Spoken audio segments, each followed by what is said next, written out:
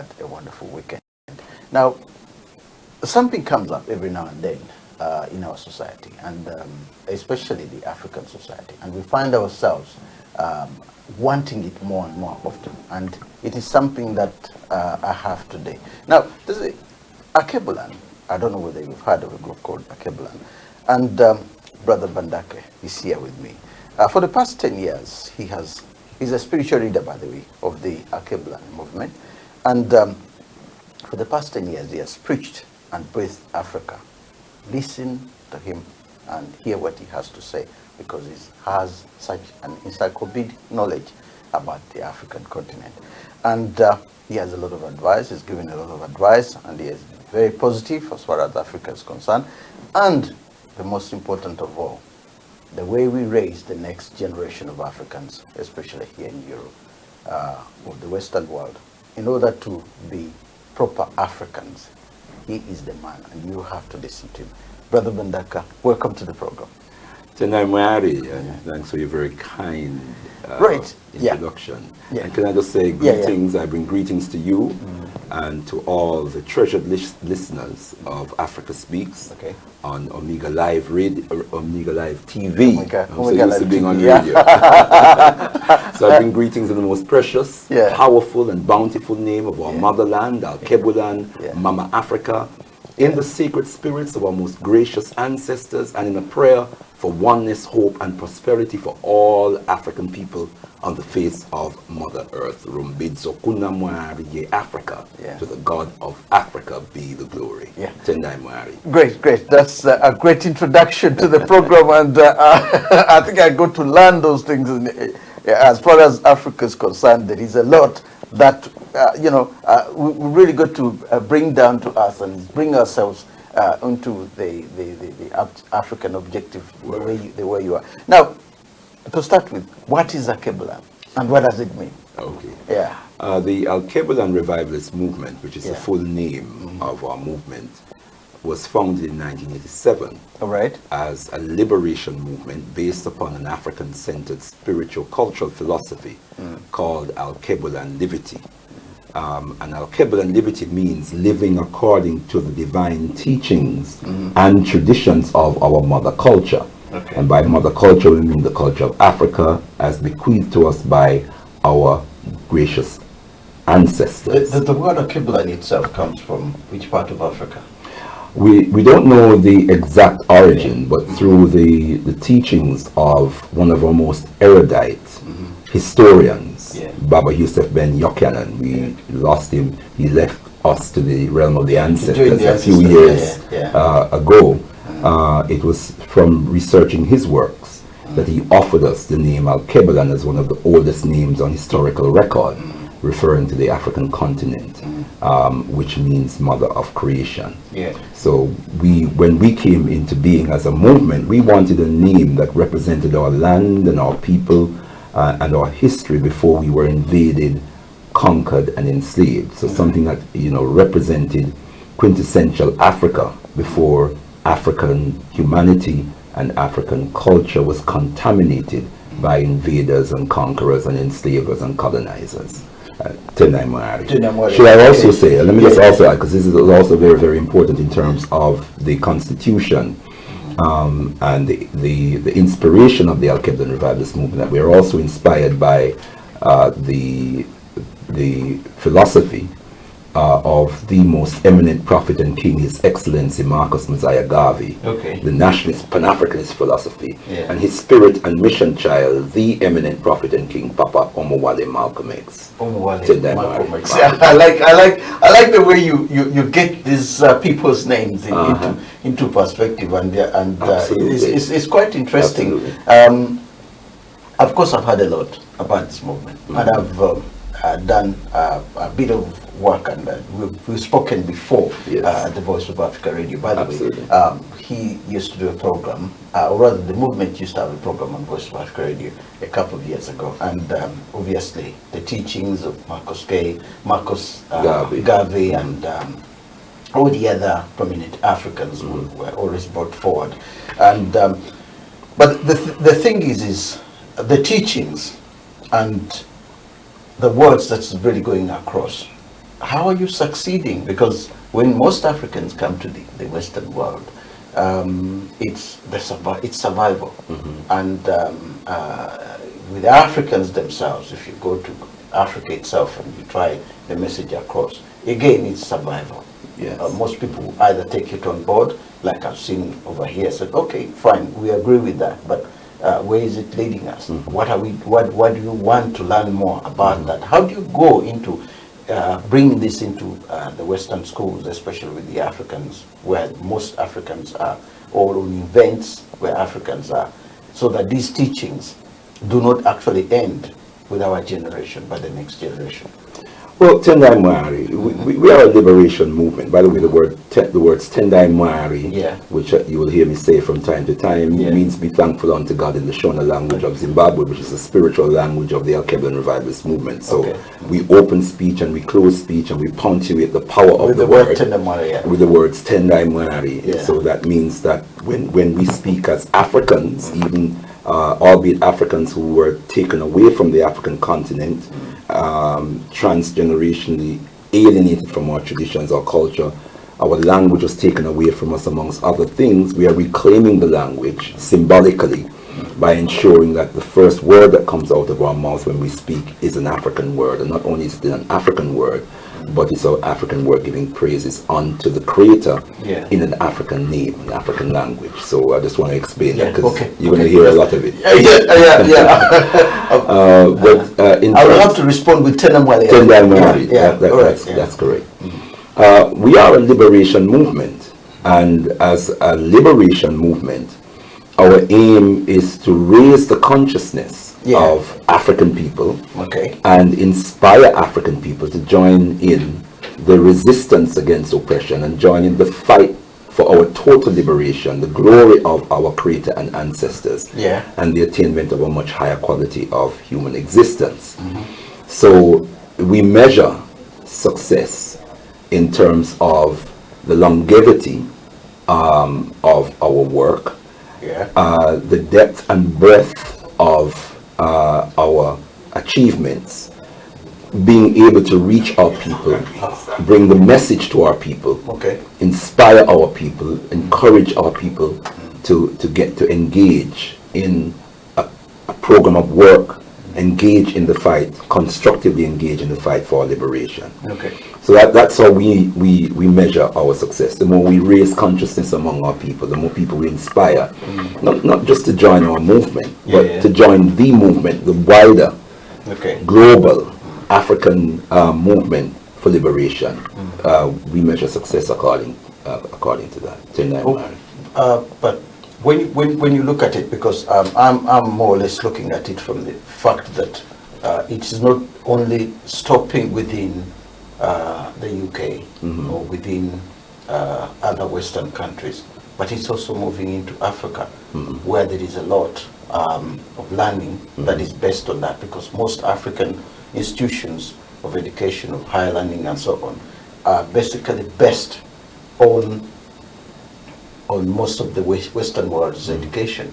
And when we look at our history backgrounds of our leaders, we can learn about Shaka Zulus and all the others in history, but briefly, there isn't really much taught there. Now, an organization like yours, which is based primarily on what our leaders were saying and the way forward, would come in and bring in quite a lot that would help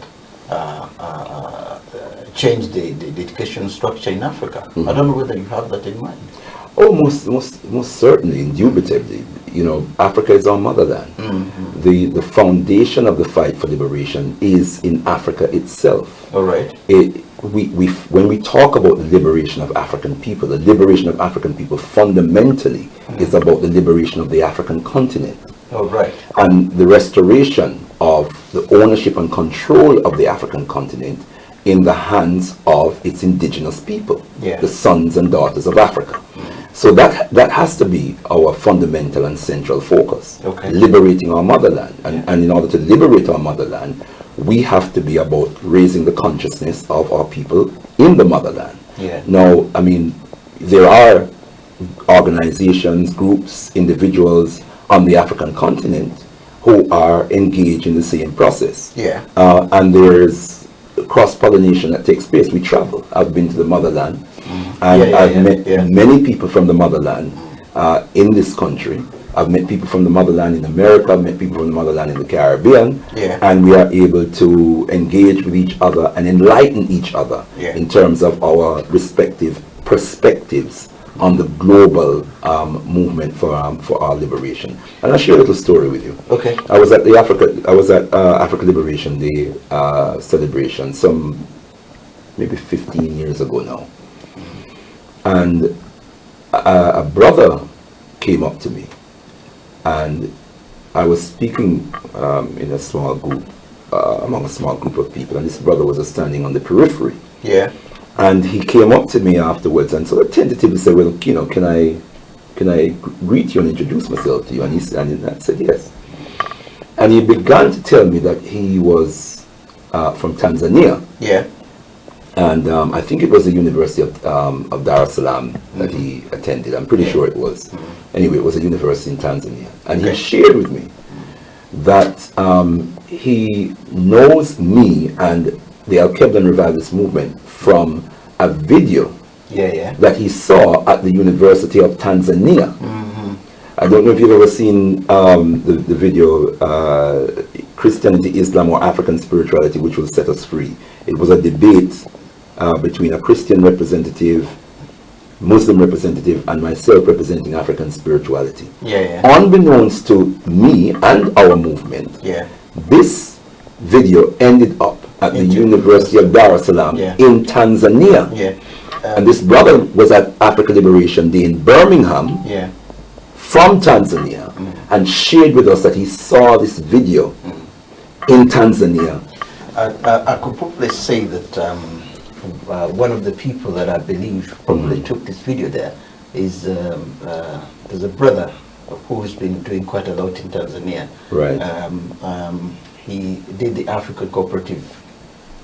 He was doing Africa Cooperative. African Cooperative Union. And he's got a lot of land in Tanzania, and a number of brothers have moved down there. From here. At one time, I think he has knowledge was always being asked to be transferred there, and even in Kenya, because Tanzania started a course that is to do with the African Americans, the Africans and diaspora. There are so many courses connected Tanzania has, and I think not Tanzania alone, Zambia, and next is Zimbabwe. Those who are going in are introducing courses, and the only way they are going to get this thing right is by getting people like you and other people like us, for example. These videos are traveling around the world, so I'm not surprised it's there, but I don't even know how it got there. I don't even know how it got there. I went to Ghana and met people in Ghana who had copies of our cassette tapes, from the days of cassette tapes. I met a brother who had, a good number of our cassette tapes in Ghana. So the message is going across. It's going around, it's circulating around the African world. Tena that's great.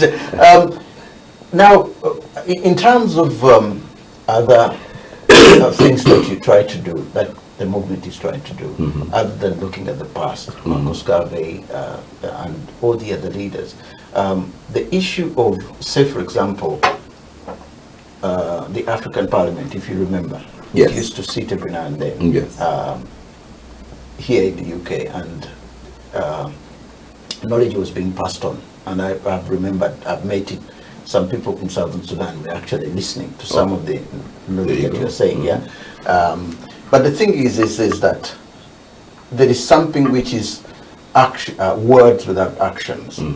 The action part of it says, look, this is not just something that we believe in, but we're putting down something in terms of saying, okay, we're going to get the funds, and this is what we're going to do. In terms of where we take our education, whether it's education, whether it is repatriation of saying certain number of people who travel to travel, back to Africa, like so many Ghanaians are now, so many African Americans and Jamaicans are ending up in Ghana now, getting citizenship, you know. That's right. Yeah, that's right.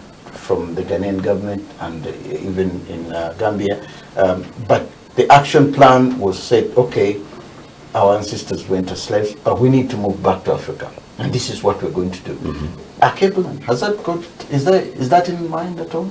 Well, Tenemwari, we're Garveyites. Yeah. And as you know, the most eminent prophet and king, His Excellency Marcus Messiah Garvey. Yeah, he had that in mind. Had the most powerful repatriation program in mind. But he also understood that repatriation began first in the minds of the people. Yeah. That repatriation was not just a mass physical transporting of African people from the diaspora back home to the motherland. Yeah. Well, it is a transformation that must take place in the mind and soul of our people. Yeah. Where we start to think, he said, look to Africa, let Africa be your guiding star, your star of destiny. So we've got to start looking to Africa. We have got to start looking to Africa for ideas, for philosophical ideas. We're going to start looking to Africa for our vision, vision of the future, our vision of excellence, of human excellence, of intellectual excellence, must come from the legacy of Mama Africa. And Mama Africa has a tremendous legacy of intellectual excellence. Yeah.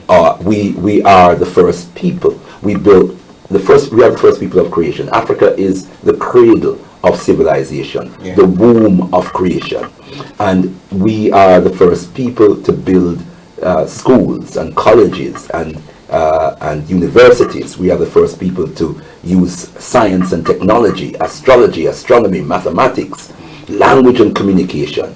So Africa is the intellectual foundation, which means that Africans, believe it or not, are the intellectual founders of the world, protagonists of the world. And so this is where we must source our ideas and our inspirations from. And we have a bevy of great minds that have walked the earth and who have written and spoken, great things for us to learn from and to emulate. So we don't need to look anywhere else. You don't. Okay. Now, what are some of the failures you come across when you're doing this? When the organization come across? What are some of the failures? I don't like to talk so much about failures. I like to talk about challenges. Yeah. Okay. Challenges. Because that's the right word. It has a more constructive effect on the psyche when we talk about challenges, and we are hugely challenged as a people. Okay. One of the greatest challenges that face us is that we have been miseducated by an alien educational system, a colonial educational system that is designed to perpetuate global white supremacy and Euro-American imperialism. That educational system, alters the mind of African people and induces in us a Eurocentric mode of thinking that is not designed to serve our interests. And so sometimes just reasoning with African people is a challenge because their frame of reference is Eurocentric. Right. Their frame of reference is steeped in white supremacist ideas. We almost worship Europeans, and it's not surprising. The other challenge is the religions that so many of our people are bewitched by. Our souls are bewitched by our engagement in the religions of our oppressors. One of our great teachers, Ashwa Cressy, says that our enemy has become our deity. Right. So now by taking on alien religions, by taking on the religions of our oppressors, who give us an image of God, by projecting the Son of God as a white man. Yes? Okay. Well, if you see me, you don't have to see my father to know what my father looks like. Of course not. Yeah. If I mention my father, you're going to see an African. Yeah. All right? Yeah. I don't have to show you a picture of him. Yeah. You're going to imagine. You're going to imagine him as an Indian or a European. He definitely has to be. Yeah, yeah. So the brain computes then that God is white. Yeah. If his only begotten son is white. Yeah. And so that's another challenge, trying to erase that image. Yeah. And you see, the power of that is you can't conquer what you worship. No, you can't. You cannot conquer that which you can't even fight that which you worship. No, you can't. No. You can never do that. Your inclination is to bow down. Yeah, when you come before that which you worship, your inclination is to bow down, is to prostrate. Yeah. Yeah. That's your inclination. That's your natural inclination. So that's one of the challenges, getting our people to understand that our religion, our spiritual practice, cannot be that which has been imposed on us by our invaders, our conquerors, our enslavers, our colonizers, for the purpose of justifying their invasion, their conquest, their enslavement of our people, the stealing of our land, the exploitation of our natural resources, and reducing us to a level lower than the lowest creature on the planet. Of course, If that is the intention of our oppressor, then they are not going to give us a religion that will inspire us to see divinity in ourselves, and therefore harness our collective power as a people to be masters of our own destiny. But one is going to argue that this is the 21st century with the education. So they say. That's their frame of reference. with education. And with the education that we have attained, most of us, it gives us the power of reasoning. Now, it's practically, we believe now, or we see now, whatever the way we are raised, that what we have seen and the way we are raised is difficult to, it's a fight. You can't get it out of somebody's brain. It's extremely difficult. Because somebody will reason it in terms of, say, okay, the ancestors lived their lives. They spent their life, they lived their lives, and we believe in them. But then this is the 21st century. Now, you're going to find that there's a fight on your hands, to convince so many people in regards to say, look, okay, they brought in the religion. And then someone will say, okay, what's wrong with the religion? Most West Africans now, what they're doing, not all of, okay, not most of them, but some of them say, look, I'm a Christian, I believe in Christianity, but I'll keep my name as Sebenio Small. I won't take any Christian name. But there's nothing wrong with that. How many of our people do that? How many African people you know with Christian names? and it so happens that these Christian names are European names. Yeah, of course. But what I'm saying is that there's a backlash of that. Sebenio Osmond, the ex-writer, Wole Soyinka, Chinua Achebe, most of them, the writers and other people, are now taking on, say, look, we believe in Christianity, but at the same time we're going to keep the African names. And I've seen the name Kunta Kinte, appearing so much with the African Americans.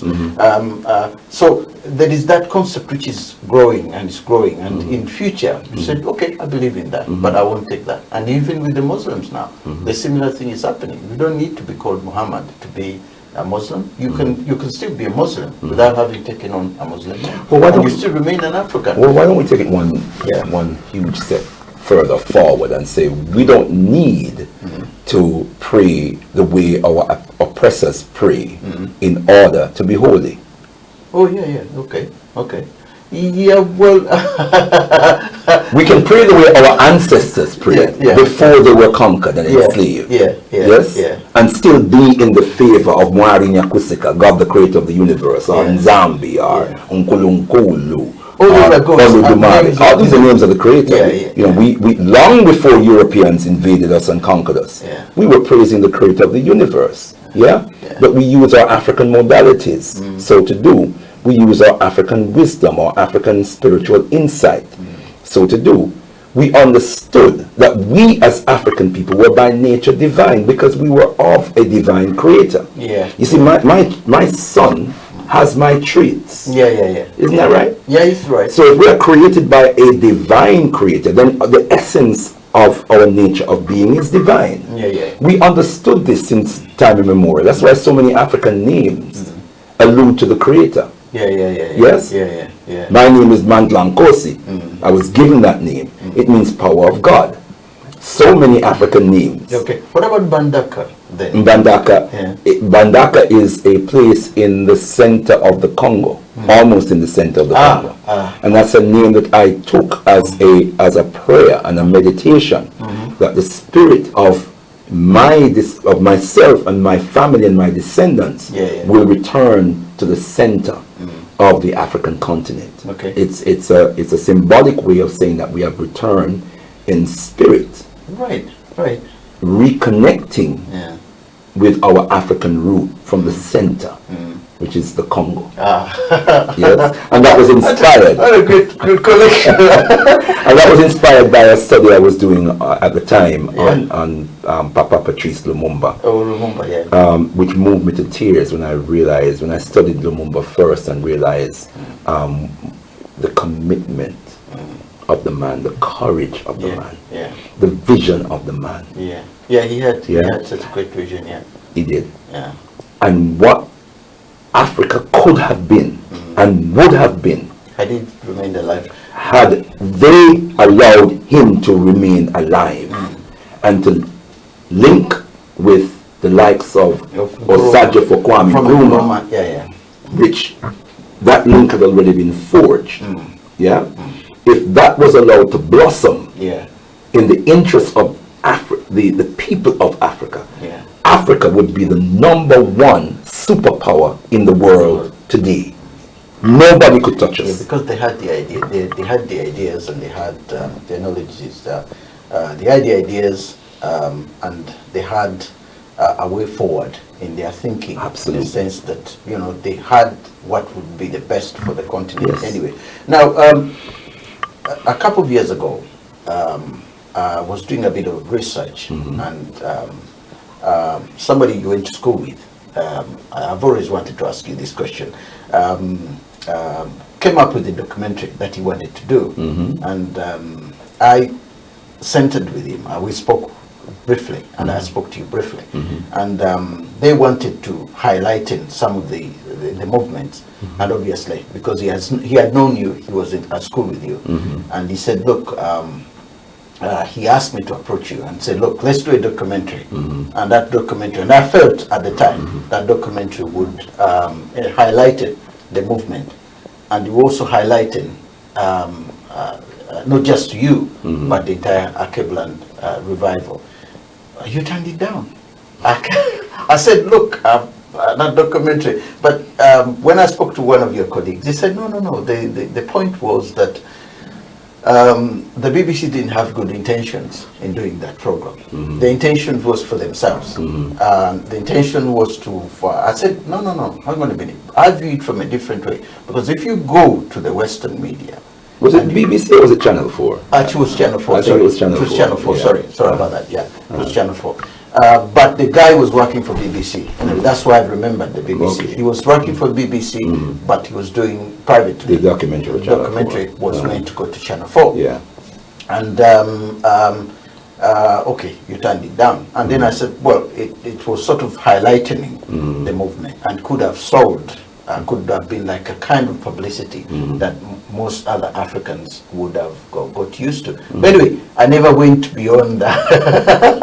And I didn't know at the time. I would say, well, maybe publicity was not something that was required. But looking at it now, I'm trying to find out what happened then at the time, why you didn't want to do it. Steve, I know you are a very, very insightful and brilliant African mind. Do you really think that the BBC or Channel 4 wants to promote the Alkebulan revivalist movement? And brother leader Bandaka, spiritual leader of the Alkebulan revivalist movement, a liberation movement based on an African-centered spiritual cultural philosophy called Alkebulan liberty. Well, there was one thing based upon the philosophy of the nationalist Pan-Africanist philosophy of the most eminent prophet and king, Marcus Mosiah Garvey, who Britain and its media did everything to destroy. In its time.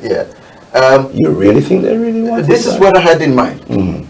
If you're given an option of saying, look, I'll do it, but I'll edit the program in your own way, and whatever you want, in a sense that when you do it, because I remember, I think it was President Obote or something. He said, some people went to him in Zambia at the time when he had been overthrown, and they said, look, and because he wanted to get rid of them, he said, look, you take whatever you want, but I'm going to edit the program, and what I'll say goes in will go. And they went away because they knew very well. So you could have said the same thing. Milton Obote was the president of Uganda. Maybe he had the power to do that. You know, your poor brother don't have that kind of power. Not yet anyway.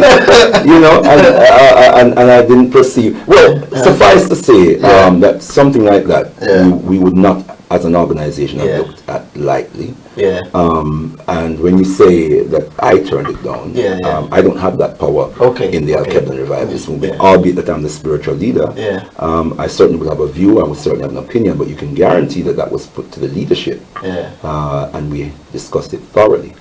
And for what information we had at the time, and the senses that we had at the time, we felt that it was not in the interest of our movement or in the interest of our people that we should proceed with this.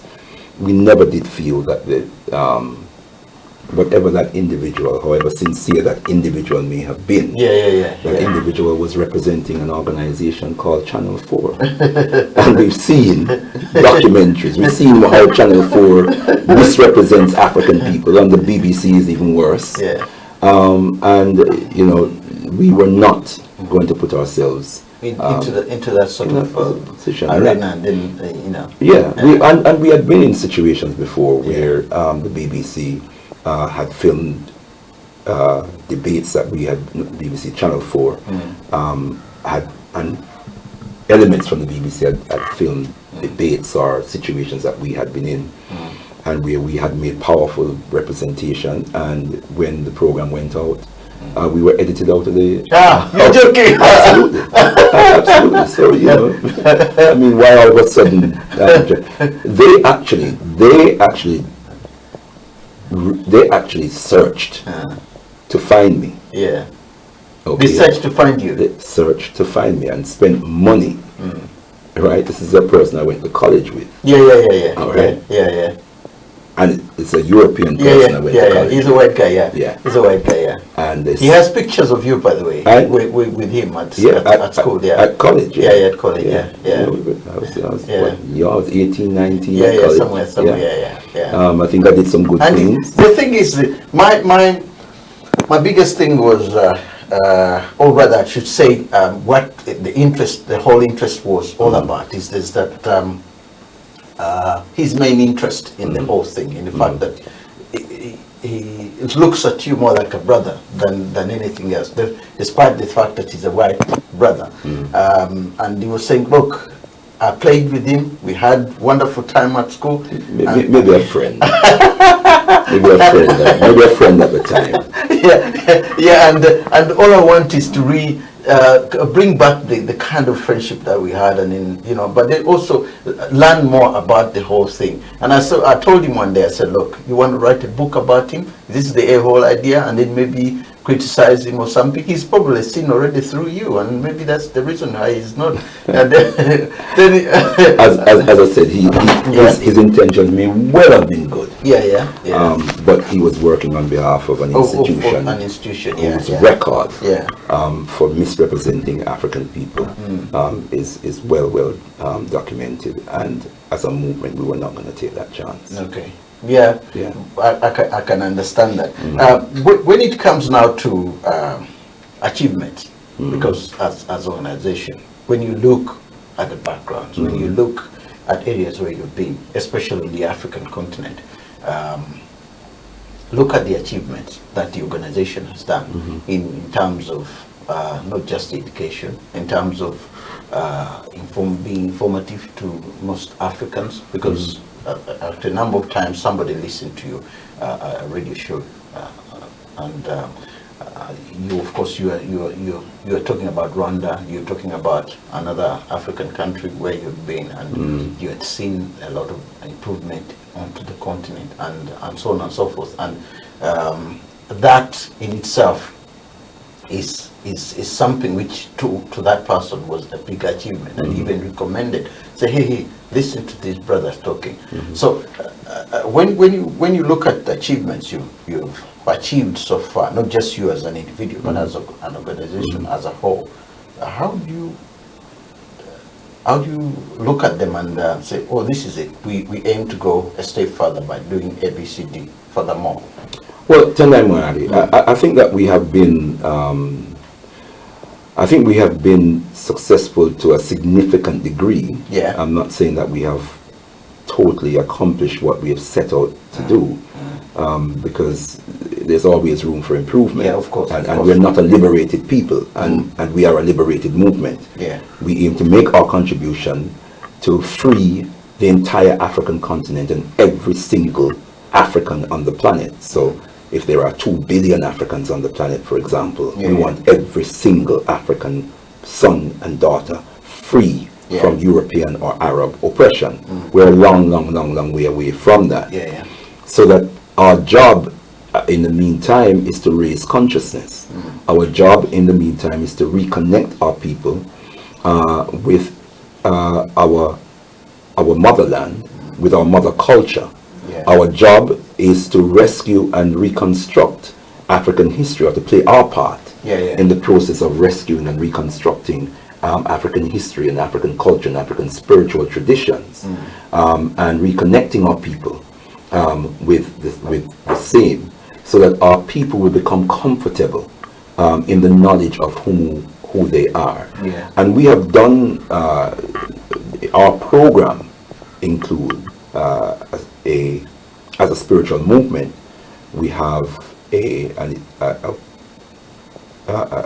worship, monthly worship that we call the Shumira, for instance, which is one of our main and most important programs, where we invite the community to come every first Umoja Day, every first Sunday of the month, and worship with us in an African traditional setting.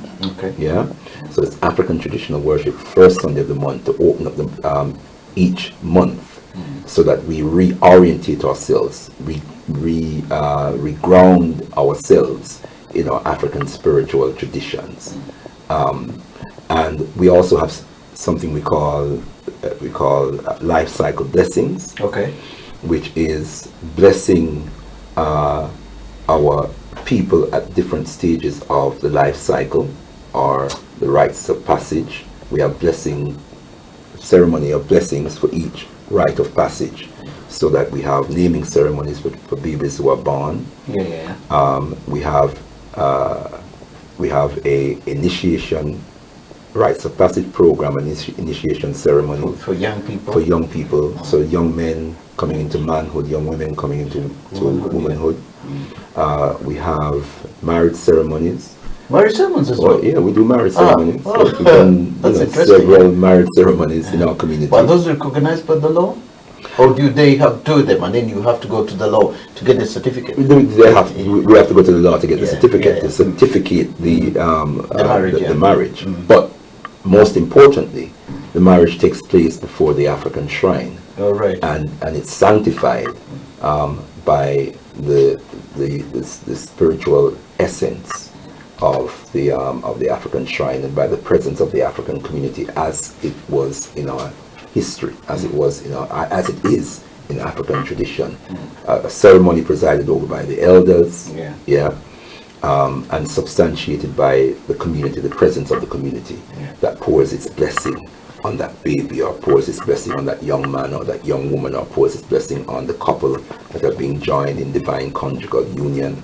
And we also have passing over ceremonies, or what people call funerals, that we conduct as well.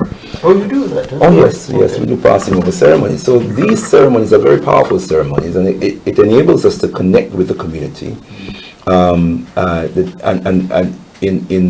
in a way that we otherwise may not have had the opportunity to do. Because when you have a naming ceremony, members of the family and the social circle of the parents of the child will come to that ceremony. They may not come to a Pan-African meeting or a Pan-African cultural event, but they'll come to a naming ceremony. But what they're getting at the naming ceremony is African spirituality and Pan-African teachings. Ditto our initiation ceremonies. The families will come out. The social circle will come. So we have gatherings of people who have never experienced or witnessed any kind of African-centered occasion, whether a spiritual, traditional event or a political meeting. They would never attend anything like that. But by coming to the naming ceremony, the initiation ceremony, the marriage ceremony, the passing over ceremony, they're getting that kind of insight, and it's just wonderful to see the response. The responses that we always get from the wider community, elders, young ones, and even young people coming up to us and say, passing over ceremonies. We just buried, laid one of our dearly departed to rest, and people are coming up to us saying, that's how I want to go. Tenemari. Now, I'm looking at the way all these ceremonies are organized. They seem to be coming from various other parts of Africa rather than one single place in Africa. You are correct. How do you manage to say, okay, this is a Ghanaian ceremony, this is a Nigerian ceremony, this is a tradition? Have you written down some of these things so that if I come to you tomorrow and there's something I need to know, and then suddenly, because we as African, you're aware, we have tribes, and the various tribes have different ways. I would dispute that. We have nations. Nations. We have indigenous nations. We have traditions.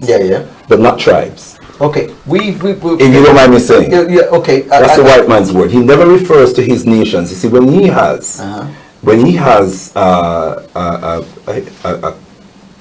what he calls a nation, right?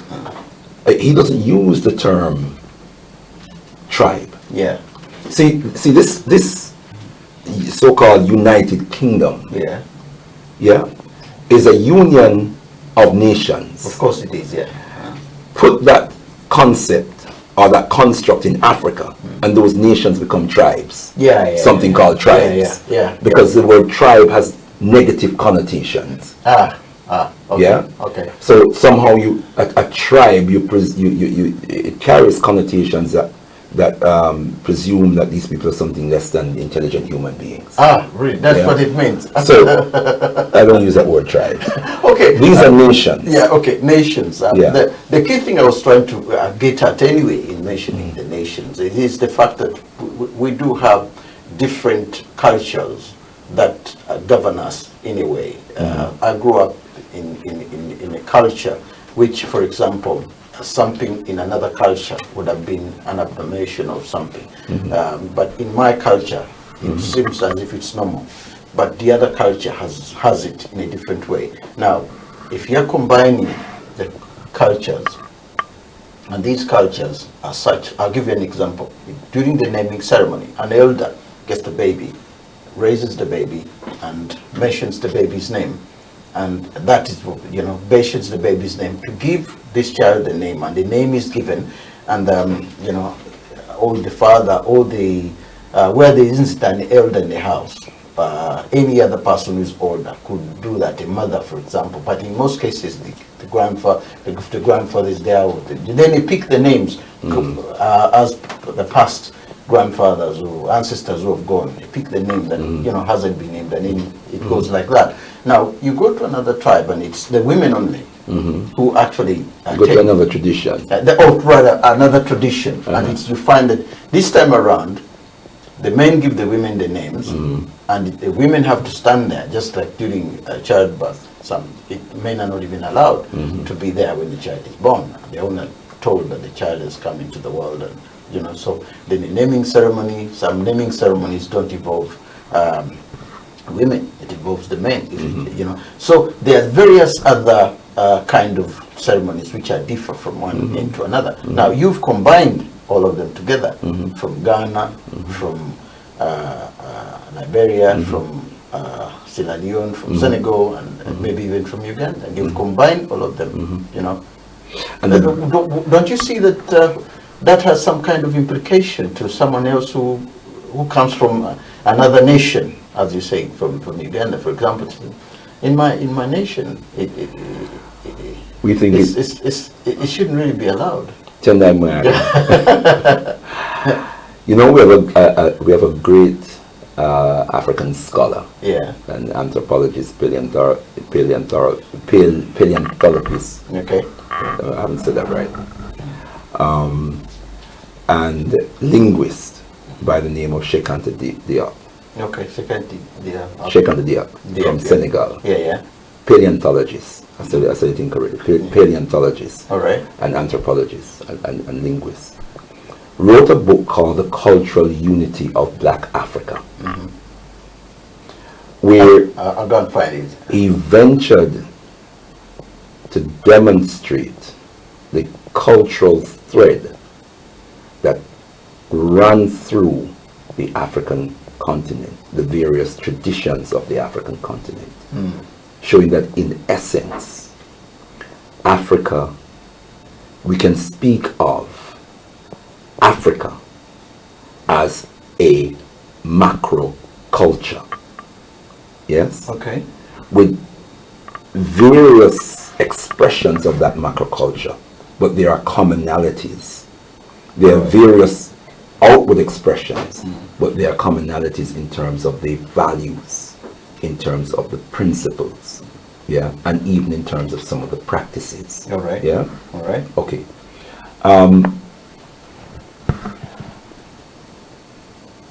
There's a professor from Ghana named Professor Kwesi Pra. Yeah, Kwesi Pra. Yeah. A linguist who has done extensive studies across the African continent on African languages, and has found, despite the propaganda, that there are these thousands of languages on the African continent, and therefore African people cannot unite because of these thousands of languages. Yes. Yeah. He has found that there are no more than 8 language systems. Yeah.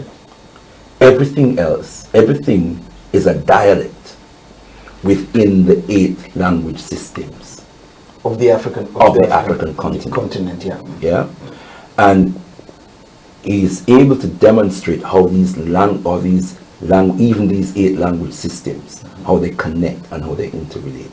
There are more commonalities between African traditions than there are differences. Oh, yeah? Right, all right. And can I say, the beauty and the power, you see, Alkebulan liberty, the faith and the philosophy of the Alkebulan revivalist movement, is amongst other things a synthesis of all the authentic traditions of the African continent.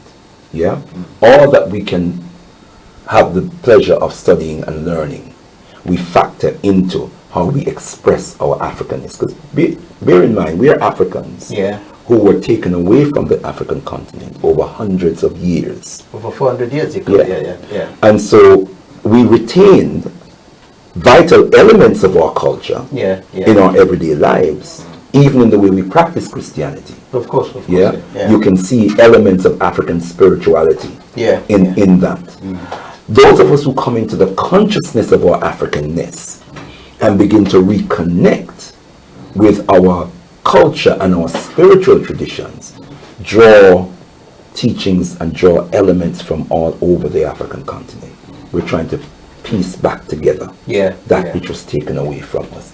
And the beauty and the power of it is that we have Africans from all over the African continent who come to these ceremonies. Of course, yeah. And every one of them, almost without exception, will come up to us and say, that reminds me of something that we do back home. That's the power of it. Yes? That's your point, Whether it's a Yoruba, it's Igbo, a Shona, a Zulu, a Xhosa, a Maasai. Oh, you've been mentioning Xhosa. I can't get I've been practicing it for years, my brother.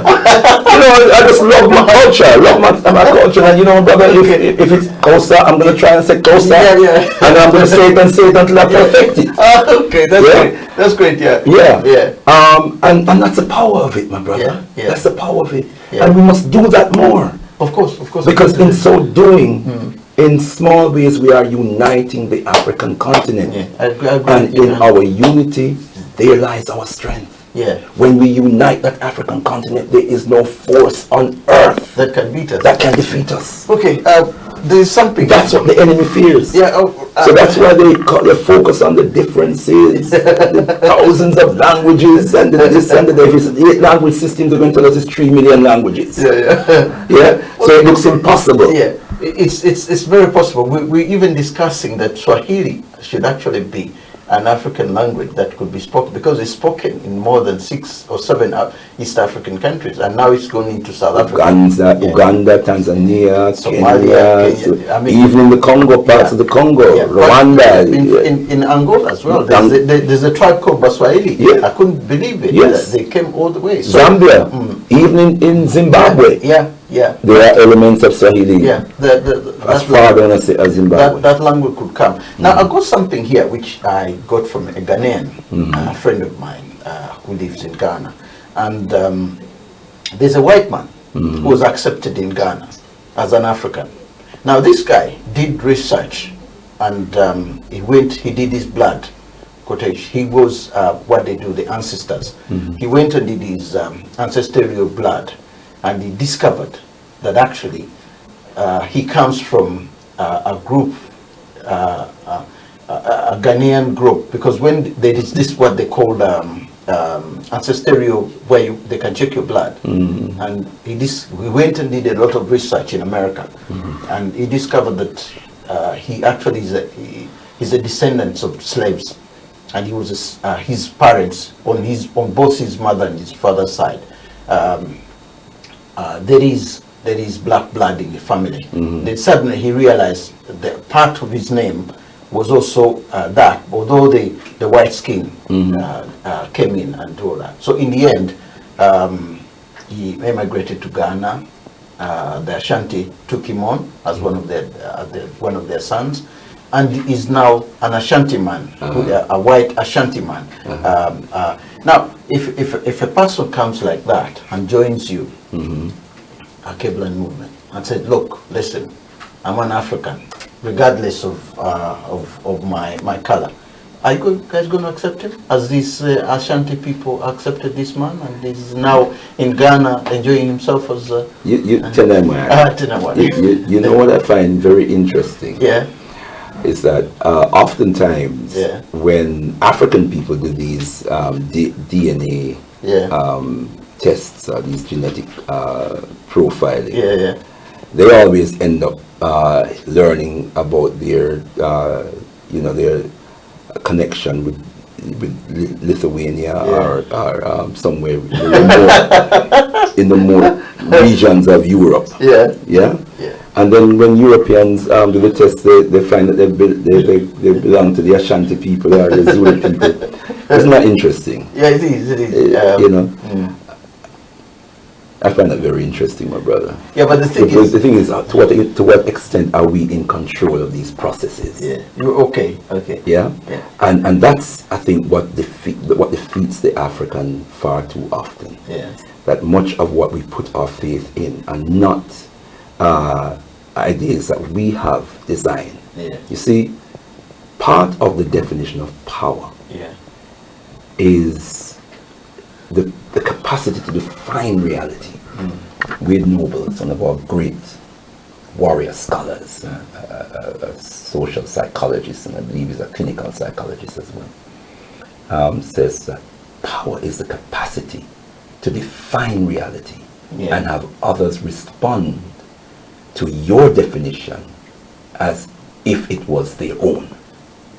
That's a very powerful word. It is very, very powerful. And one of the things that Europeans have been enjoying over the last 500 years is the capacity to define.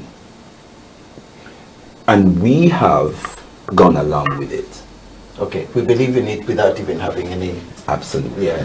You know, so if he says DNA tests and this is what the DNA test results are, we say, oh, yeah, we accept that. So, oh yeah, you're an Ashanti. Yeah. Yeah. I mean, you know, let's see this as a football match. Yeah. All right. Yeah. We want to be able to identify our team members by the color of the shirt that we wear. Yeah, exactly. Yeah. We want to be clear so that we don't score home goals. Well, Bob Marley said that we've got something you never take away, regardless of what. We've got something that you will never take away. Absolutely. And that's what he meant. That's what he meant. Yeah. Exactly. And he says it's a fire burning, burning down in every day. And he said that fire is that fire in our souls. Yeah. Yeah. And it's that fire that we have to see in each other. Yeah. And it manifests itself. Yeah. You see, I have this standard where when I look at you, I want to see my ancestors. I look at you, Brother Madingwa, and I see my ancestors. So I know you're my brother. Of course I am. Now, there is something else here, which I think wherever you've worked, wherever you've gone on the African continent, it's something I've been discussing here at length, and it's connected to the ongoing political situation in most of the African continent, the corruption, the rebuildings which are not taking place, and most of those things the politicians would want us to believe that it is the West which is causing most of that, but we're killing our own brothers. We are not leading. Our leaders don't want to get out of power. They want to remain in power for 30, 40 years. Some want to die in power. They have nice words and they're trying to do what they but the key thing is the governance is not there. It's not properly done. And there's corruption, and there's a lot which they should be doing. You come in as a Alkebulan. You probably have seen it on the continent when you've been there. I just want to get your opinion as a person living abroad. I said, look, if we settle Africa, the unity that you're talking about, which could come and all of Africa, which Lumumba had and which Nkrumah had, has to come first and foremost from the leaders. Now, if the leaders have failed us, yes, the West has contributed, but this is the 21st century. A lot of things have changed. We are seeing with our own eyes where they're going wrong, and we're warning them, we're telling them, but they're still doing things wrong. How can Africa move when the leadership has failed? You mentioned Nkrumah and Lumumba and the attempts they made to unite the African continent. And what happened to them? They died. They were killed. They were killed? By whom? Africans themselves? By Africans? Yeah, Africans themselves. Lumumba was killed Context? by Africans. Well, in what context? The context in a sense that... the context where Europeans were involved in chicanery in which they engaged Africans and paid Africans to murder or to topple these African leaders. Is that right? It's right, it's right. The National Liberation Council of Ghana, it is on record that they were paid £13 million. Yes? To do what they did. To Nkrumah. On the 24th of February 1966. Wow, you can't even remember that. That's very fast. It was throwing Kwame Nkrumah. Okay. The Osajifo. The Osajifo. He was named the Osajifo, meaning the Redeemer. By the people who felt redeemed. The people of Ghana who felt redeemed by what he brought, the vision he brought, the hope he brought. Now, a year before the overthrow of Kwame Nkrumah, he wrote a letter to Lyndon B. Johnson, who was the then president of America, where he complained to the President of America that there were elements of the CIA who were up and down his country creating unrest and destabilizing the country and working from the embassy, the American embassy in Ghana. Yes, and urged President Johnson to do something about it. And President Johnson denied that anything like that happened. Yeah? But subsequently, a CIA operative, in fact he was a CIA station chief in Angola. Okay. His name is John, his last name slips me at the moment. Yeah, but trust me, this is true. His name might come back to me before the end of this interview. But he's spoken publicly. He's become a whistleblower. Yeah. And he's spoken publicly about the role that the CIA played, yeah, in using the so-called National Liberation Council, yeah, to orchestrate the toppling of Osagyefo Kwame Nkrumah. Yeah? Yeah, okay. We know that the British and the French and the Belgians and whoever else from Europe were in the Congo. They were the ones who orchestrated the murder of Patrice Lumumba, yeah, and used stool pigeon puppets and stooges like Mobutu Sese Seko. Yeah. Now, I'm looking at that and I'm saying. And who did they put in his place? Who did they put in the place of They were puppets, of course, but they put Mobutu. Mobutu, yeah. Yeah? Yeah.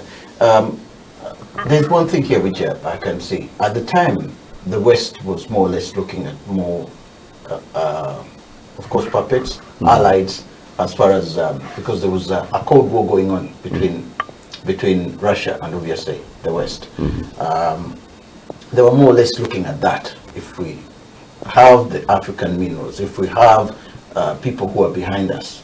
And at the time, when Nkrumah had talked about communism, in fact, in one of his books, he mentioned this, and there are a number of times. So they, West, were more worried at any time about anybody who would move to the other side, and I think that's what they feared mostly in the 60s.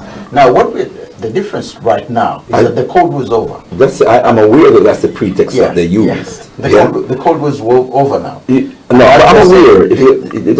I'm aware that's the pretext that the so-called West uses. But what they feared was Africans moving to become masters of their own destinies. Africans liberating themselves and taking control of the continent, our motherland, and the natural resources under the earth, and using our capacity, using our ability to industrialize the African, because that is what the Osagyefo Kwame Nkrumah, that's the leadership that he was giving. He was industrializing Ghana, and he had the vision, he had the audacity to set himself a target of surpassing Britain economically. Right? He had set himself a task because Ghana is about the same size, roughly the same size as the United Kingdom. Okay. Britain is 94,000 square miles. Ghana is 92,000 square miles. That's encyclopedic. That's knowledge. And he decided that he was going to set the task of surpassing the standard of the British economy. Right, by a certain time, but also beyond that, he intended to make Africa a superpower within one generation, and he would have done it. Yeah, he would. Like I said at the beginning, that's what they feared. Yeah, okay, they feared that. More than communism, because the communist is their brother. I do agree with you at the beginning, because having read a number of those books, about the Cold War and about the West believed in at the time. Now, the Cold War is over. We've moved on. And I'll give you an example. South Africa, for example, they've had Mandela, they've had, now they have Cyril Ramaphosa. I was talking to a South African friend of mine, a white friend of mine, who told me that they have councils in South Africa.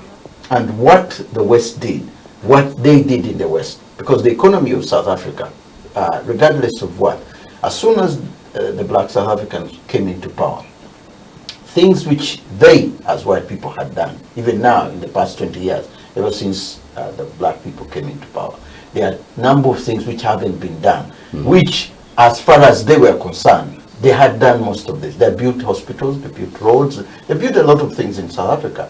But now, the same amount of money they were having, as South Africa at the time. The same amount of the economy is growing. They are seeing economy, but the problem is still the same when it comes to governorship and doing certain things. The white, black South Africans are enriching themselves. There's a middle class coming up among black people, and in this poverty level, they're still there. They are not doing, say for example, if you are meant to build a hospital in Soweto at certain point, it's a couple of years now, and that hospital was in a pipeline. For example, when the whites were coming, they had already planned 10 years ahead to build that hospital. It's over 20 years. That hospital has not been built. So he was saying, look, when it comes to... Sorry, who was saying this? A white South African friend of mine. What else is he going to say?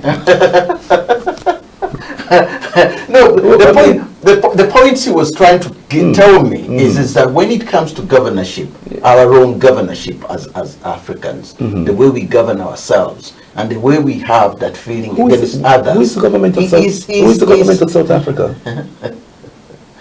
The ANC. Yeah, of course. Who controls the ANC? Now you're telling me the white people are controlling the ANC as well? Well, that's a fact. White monopoly capital controls the ANC in South Africa. Yeah. The ANC does what the ANC is told to do. Cyril Ramaphosa, who is he? What's his track record? Wasn't he on the board of directors when there was the Marikana massacre? Yeah. He was on board. Wasn't he who called the police commission and say they need to take some direct action or something that incited the gunning down of our brothers who were the mine workers? Yeah, I agree with it. But listen. So whose bidding was he doing? Yeah, but listen. Was he acting as an African? Yeah. Or was he acting on behalf of Lumen? Yeah. Platinum Company? Yeah. Which is a white concern. Yeah. And they pay him well. Yeah. That is the problem. You know, they put regimes on the African continent. Let me tell you something. In other words, you agree with me.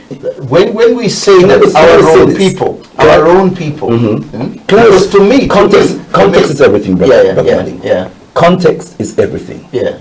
And the context that we analyze leadership on the African continent in is the context of neo-colonialism, which the Osage for Kwame Nkrumah told us about. Yeah, okay. Yeah? I agree. Neo-colonialism, a new stage of colonialism. Yeah? The new form of colonialism that have puppet heads, figureheads, in offices, who are in black skin, at the forefront, but who are under the instruction of their neo-colonial masters. Yeah? It's called gunboat diplomacy. Gunboat diplomacy is still alive and well. Okay. We don't see the guns now. Yeah. They are invisible. But trust me, every African leader on the African continent has a gun to his head. Yeah? Patrice Lumumba. Osage for Kwame Nkrumah. Sylvanus Olympia. Many people don't know that name of Togo. Murdered in 1963. January 1963 to be exact. Because he decided that he was not going to allow France to wrap up the Togo in the CFA currency. And so he started printing Togo's own currency. 3 days before the currency was completed, he was assassinated. I give you Amilcar Cabral. I give you Thomas Sankara. Thomas Sankara, I give you Samora Machel. I give you Baganda of the Central African Republic. I give you Madiba Keita. I give you Alphonse Massamba Deba of Congo Brazzaville. And we could go on and on. Every single one of them either murdered or displaced, toppled or murdered, because they were African leaders who had a conscience, African leaders who were self-sacrificial. They were not interested in personal gains. They were interested in giving power to their people, using their natural resources for the benefit of their own people. They were interested in the liberation of the African continent and the unity of the African continent. Every single one of them massacred or toppled and exiled. The question is, and then puppets put in their place. Those who are willing to dance to the tune, or those who fear gunboat diplomacy. Gun what? Gunboat diplomacy. Diplomacy, okay. Yeah? That is when you put a gun, whether physically or conceptually, you put a gun to the head of the person you're supposed to be negotiating with. And you give them an offer they can't refuse. It's kind of mafia style, you know, like you watch a Godfather. Yeah. And they give you an offer you can't refuse. And when the Godfather put down the contract and say, well, you either put your signature on it, either your signature will be on it, or your blood, or your brain will be on it. Now the thing is, that's the choice. The way you make so the African leaders started to be so imposing, my brother, because I feel very passionate about this. I can see. African leaders, and if we, I mean, there's a great woman right now who is blazing the trail, for African liberation. Her name is Arikana Chiambori Kwao. The recently from Zimbabwe, is it? Yes, from Zimbabwe. The recently expelled from the UN, ambassador, AU ambassador to the US. And the diaspora. Okay. I've been listening to most of her speeches. All right. I've been listening to most of her. And we need to listen to her good. But the thing is that I think what I can probably suggest is that then, other than fighting an open war, this is what she was being told. You could possibly say we fight a war which is underground rather than an open war, because then by the time they realize you're doing certain things for your people, the whole business of if you are united and there are about 20 of you, then we're going to kill all of you. Well, our biggest then our biggest battle right now is with ourselves. Okay. Our biggest battle right now is with ourselves. Yeah, right. We have less than 5 minutes to end this program. I have to say, it's been wonderful. And I'm thinking you are the sort of guest. I think there's a lot that we haven't really discussed, which has to come out. And we could have another program in connection to this, because there is a lot that I had in mind, but the time has caught us with us. This is what I do, my brother. This is my raison d'etre.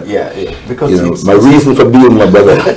It's very interesting in what you're saying, and the wide knowledge about the past and the things that you've gone through and the things that you have probably witnessed and read about is knowledge that I believe very few Africans are aware of. What was it? There was something else that was, it's like, what can we do now?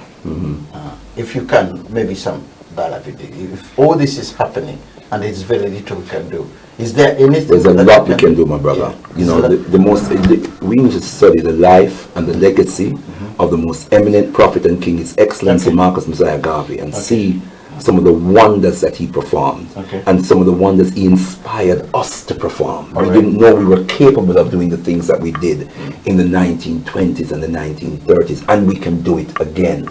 But we have to start somewhere. As our great ancestors say, to count sand, you start from where you stand. Start from the first grain at your feet. But what we have, the problem that we have is that sometimes we step back and we look at the entire mountain. It's impossible, and we say it's totally impossible. What our ancestors are saying is, don't look at the mountain. Don't look at the grain at the peak of the mountain. Start with the grain at your feet. And count them one by one. And get the other brother to come and the other sister to come and help you. And they must count one by one.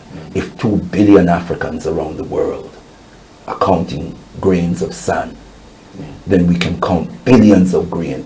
Every time each of us pick up a grain, how many grains have we picked up? 2 billion.